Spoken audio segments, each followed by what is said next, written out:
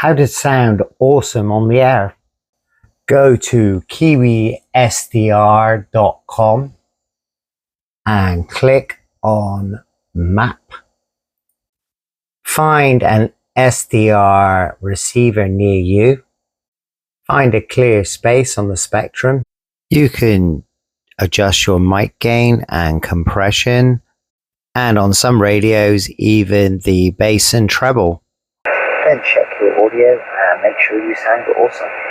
Make sure it's a frequency that you're licensed to use, and make sure the frequency is clear by asking if the frequency is in use. And remember, you need to use your call sign even when you're just testing.